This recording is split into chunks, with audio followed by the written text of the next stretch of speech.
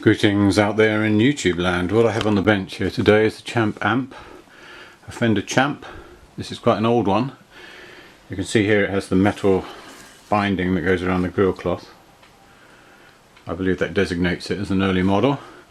It also has this rather nice sparkly grill cloth with green threads running through it, sort of greeny turquoise kind of colour, which matches the Champ amp and the perimeter marking that goes around the edge here. I've zoomed in a bit there so you can see it. You can see that twinkling green. That's the Fender logo, the old one with the underlining script.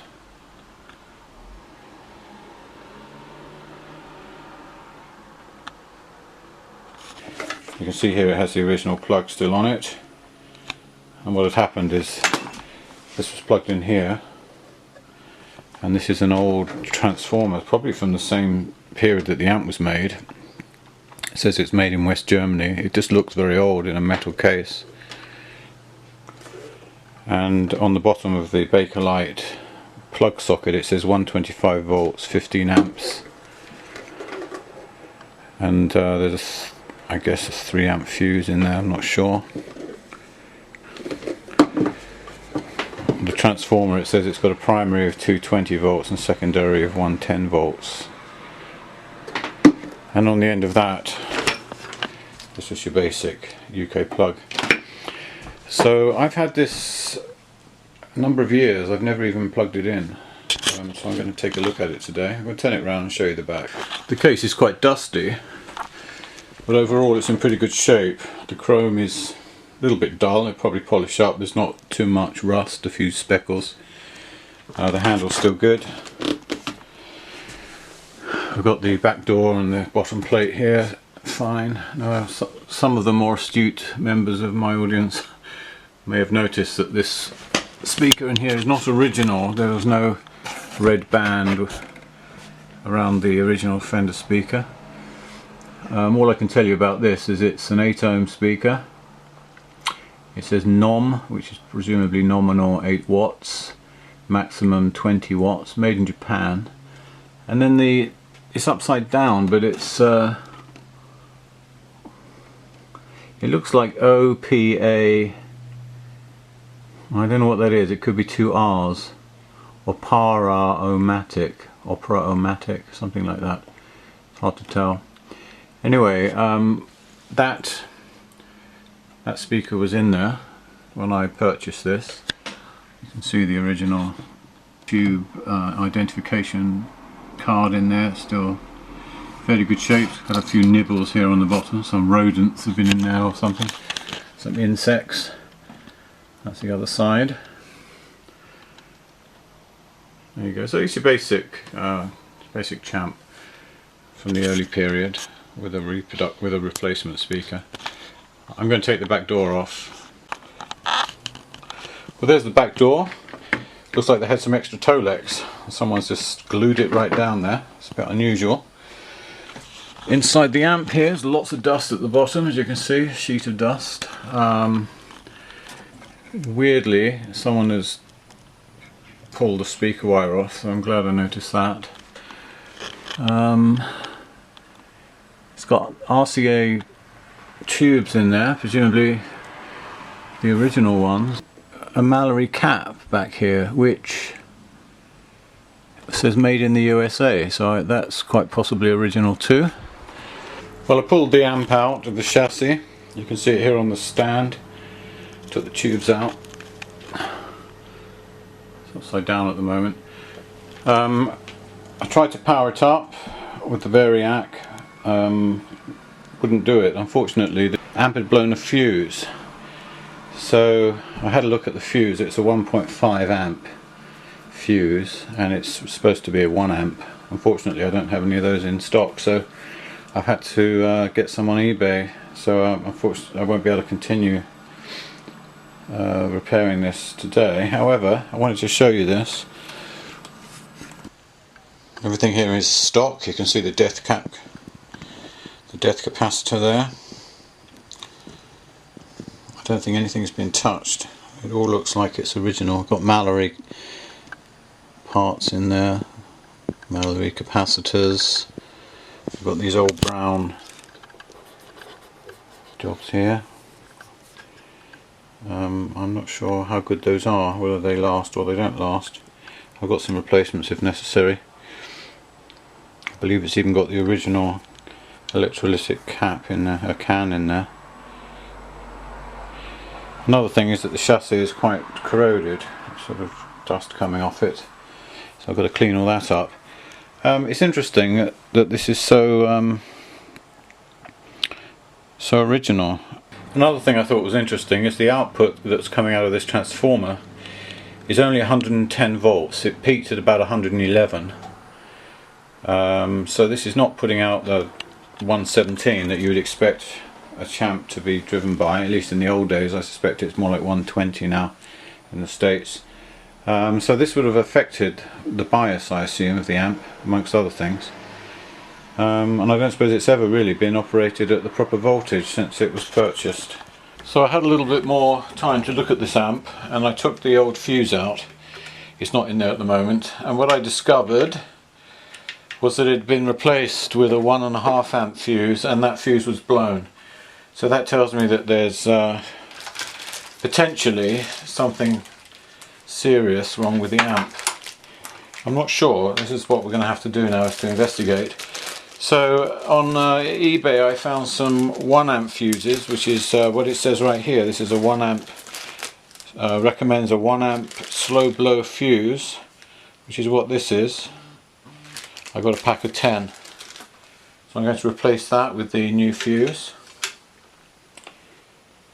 And that's the first step.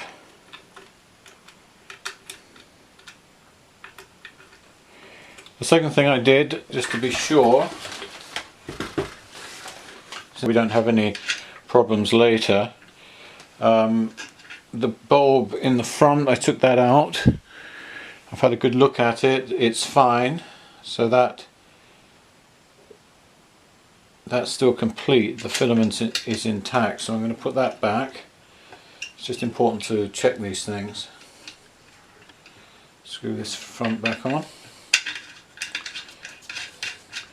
And the next thing I want to do before I even turn this on is I want to replace this 2-prong cord, this sort of reversible cord, and replace the death cap here.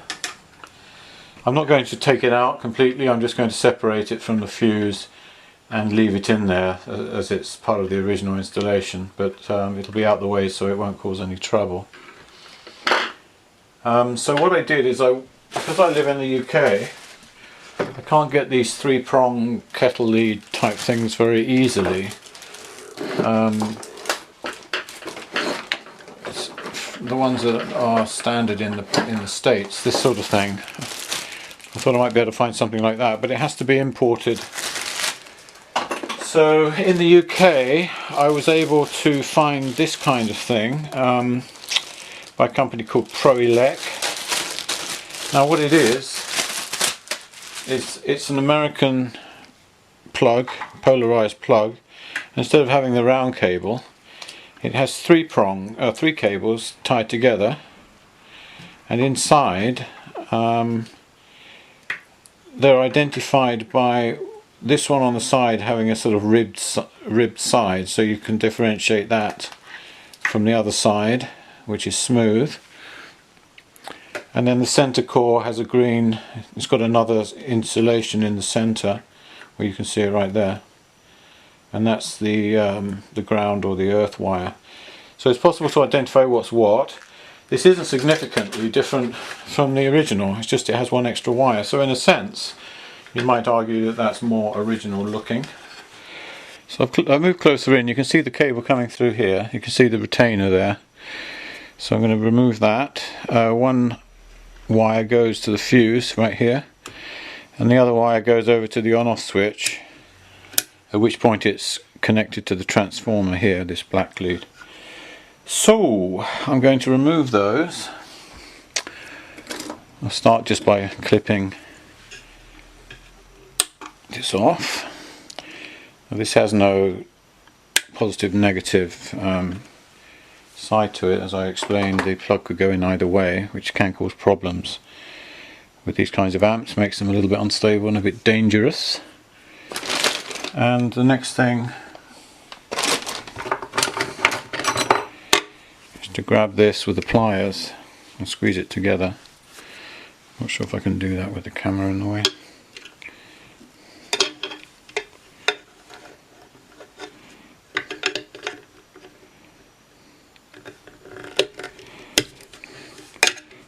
There you go, and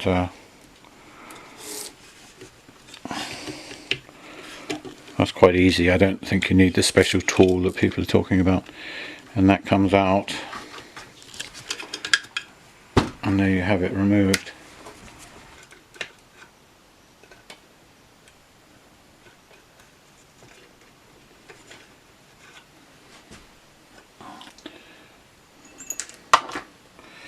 Just going to clean that up with the solder sucker. It's got a lot of solder on there.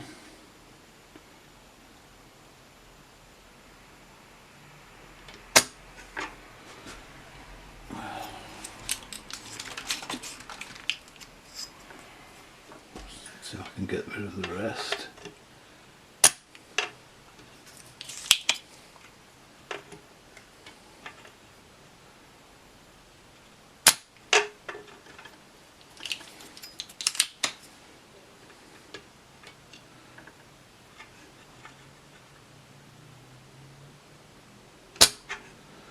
There we go, I've got the hole back.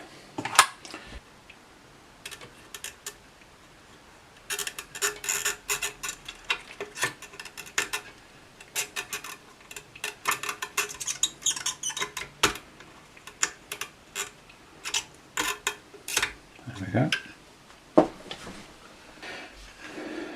I wouldn't want that lead to come in contact with this again, so what I'll do is I'll put a bit of heat shrink on that end and then just push it over into the corner so it's out of the way.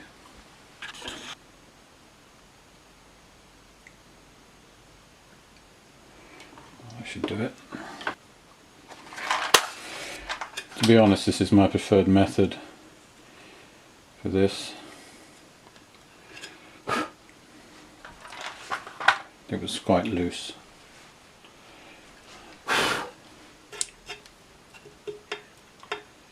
Yeah, that won't come off. Okay, so I thought what I'd do is I'd explain to you how this is going to work. When I put the power cord back here, there's going to be 3 wires. There's going to be the ground wire or the earth wire, which will have some sort of crimp attached that will be crimped and soldered, and that I will attach probably to this transformer nut here and tighten that down, so you should get a good earth connection there. Alternatively, you could scratch this up and solder it to the chassis. So that's your earth wire. Now, coming out of the transformer, you see 2 black wires, this one here and this one here, your primary wires. These are the 2 wires that go into the transformer that power it up. Now what I'll be doing is I'll be bringing the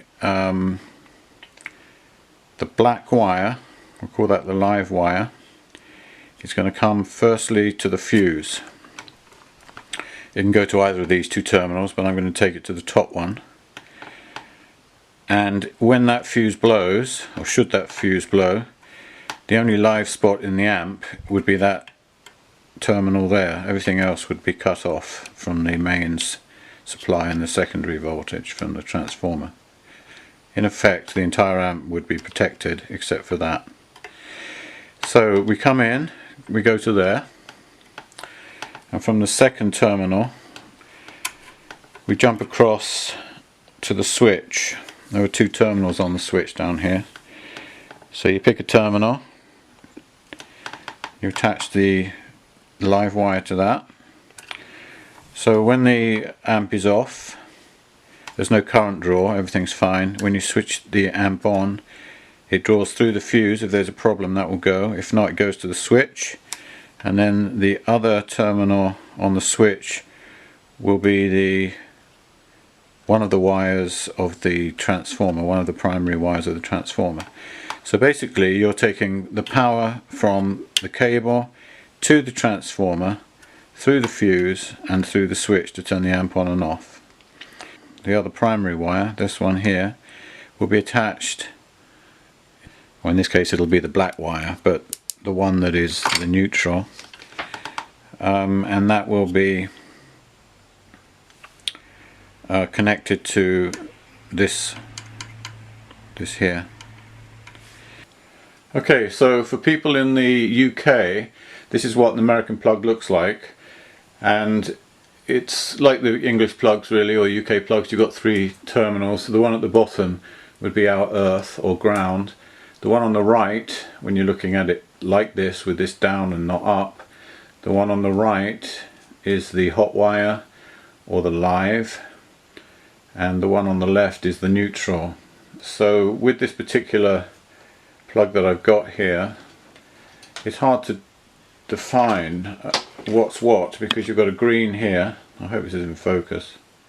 You've got the green one here, well that's the earth, and the other two are both black. So the best thing is to get a continuity tester and put one of the probes on the live, and then just be absolutely sure which of these two wires is the live before you start wiring this up. Okay, so what I'm doing now is I'm taking my voltmeter, I've got it set to continuity. You can hear that making the noise. So I'm going to put one end on the hot wire of this plug. Remember I said when it was like that, this was the hot wire. So we'll put that one in like that. And then I'm going to try to find which of these two. Well, it seems to be that one and not that one. So this is the hot wire. So I put a little bit of tape or something on this just to indicate that this is the one, so that when I start wiring this in, I know what I'm doing. So there you can see I just put a bit of tape on, wrote the word hot, so I know that this is the hot wire. Now if you're in the States and you bought one of these plugs, 3-wire plugs, it'll be a little bit different. You'll have your green wire, which is your earth or your ground. Your hot will be black and your neutral will be white. So just identify what's what before you start. So here we are a few days later. On eBay I picked up these grommets. They're a slightly larger size than the ones I had, and this looks like it will fit this hole pretty good. I'll just take this cable out.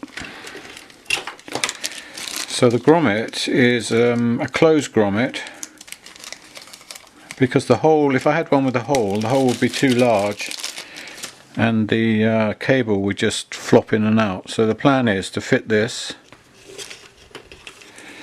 in the hole. Oops, I have to do it from underneath, like so. There you go. You can see that's a pretty tight fit. That's not going to move anywhere. It's a good fit. And then I'm going to put a slit in there with some kind of X-Acto knife, and then I'm going to push this up through the slit, and that will stop this from rubbing on the side of the chassis. That will stop this rubbing on the chassis. And I'm thinking of putting a cable tie or something around this wire to hold it, to stop it from pulling back through. So I'm pretty certain that's the best way to do it. I can't find one of those Fender type clips, plastic retaining clips, and I couldn't find anything else that would be suitable that would fit this hole without having to enlarge the hole. I don't want to do any changes to the chassis. So I'm going to go with that, and we'll see how that works.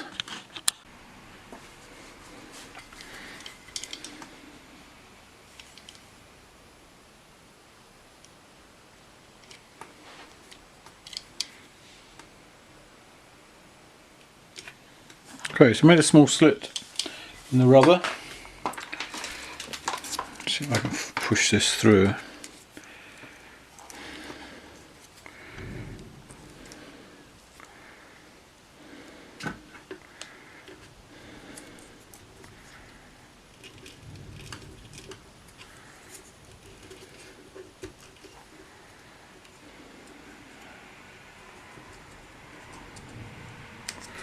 Right, I don't think I'm going to be able to get the tape through, so I'll take that off. There we go.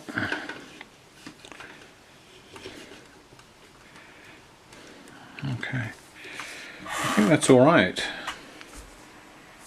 I bought these blue crimps.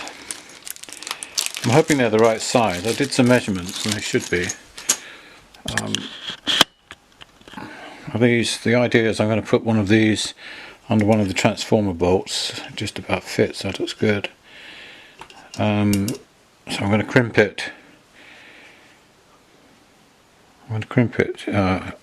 Onto this, but I'm also going to solder it, and I think I'll start by taking this plastic thing off. I don't really like that.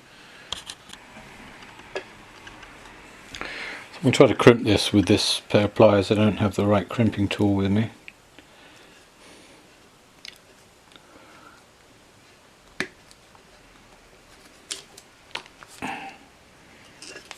Okay, got a bit off centre, but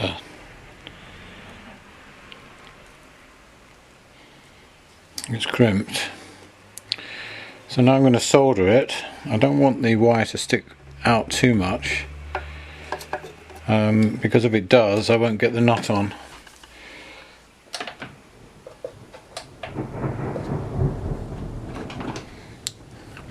We have some thunder and lightning today.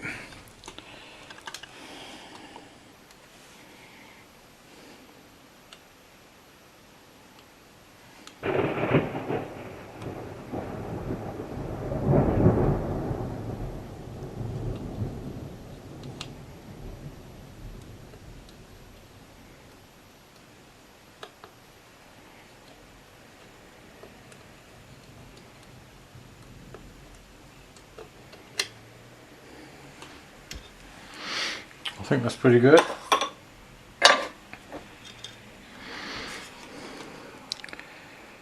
Yep.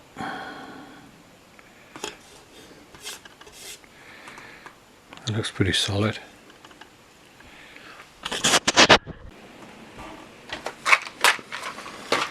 I like to do this just to neaten up the appearance.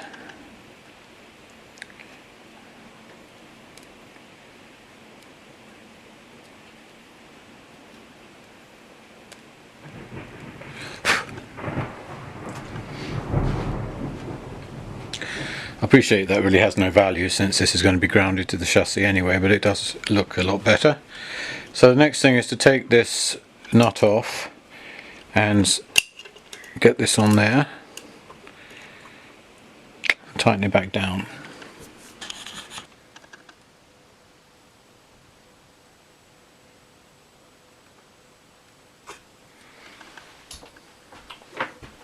I've got one wire coming in from the mains that's been soldered onto there.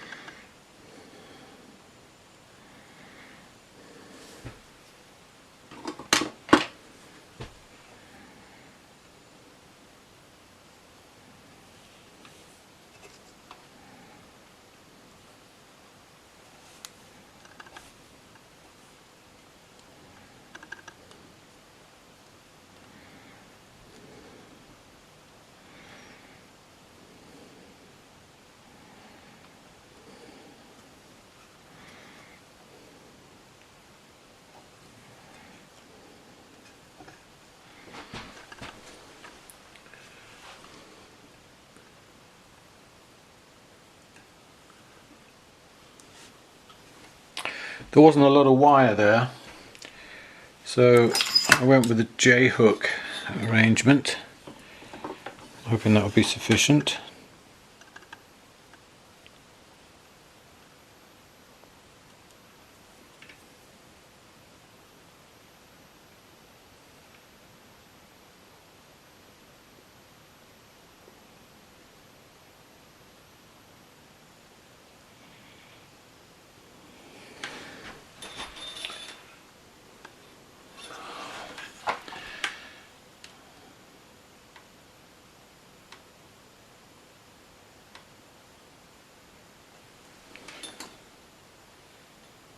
I think that's all right.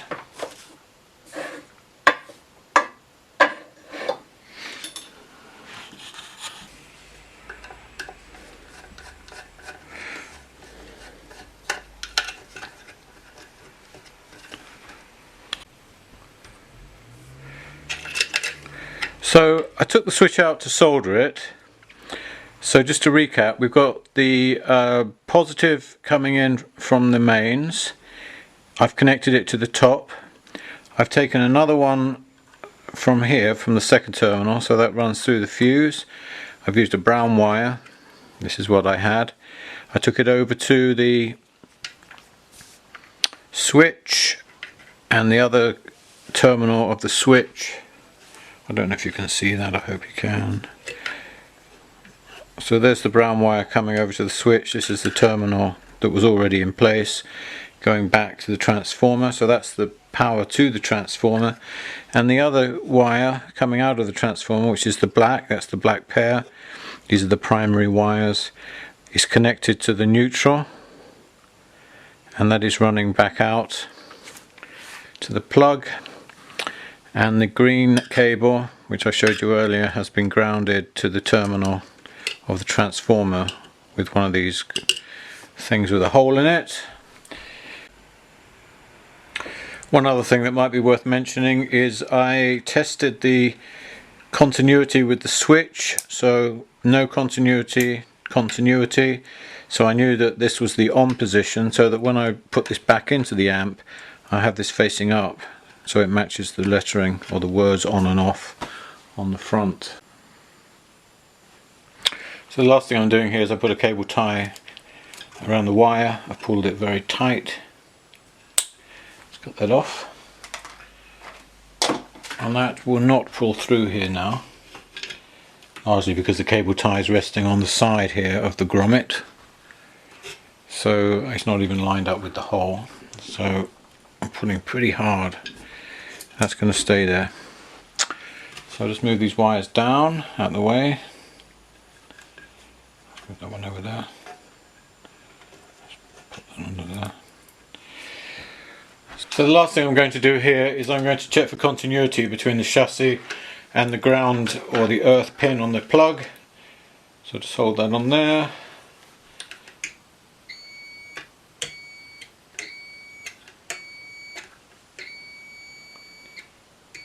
Seem to have it.